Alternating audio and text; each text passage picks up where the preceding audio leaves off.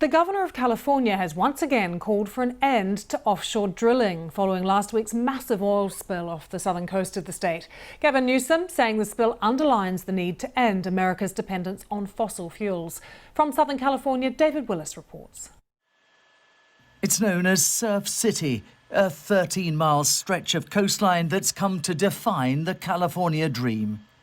Now, though, the soft, sandy beaches have been disfigured by large black puddles of oil after a ruptured offshore pipeline sent thousands of gallons of crude spewing into the sea. Normally a mecca for sun worshippers, the Huntington Beach shoreline is now closed to tourists and is likely to stay that way until cleaning crews have finished removing thick globs of oil from the sand and rescuing imperiled birds and wildlife.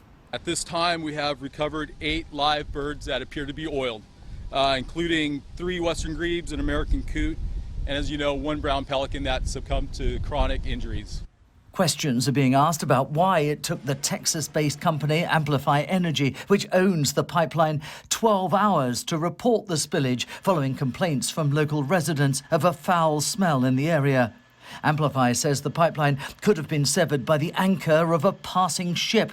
Logjams resulting from the COVID pandemic have led to an unusually high number of container vessels stationed offshore as they wait to berth at local ports.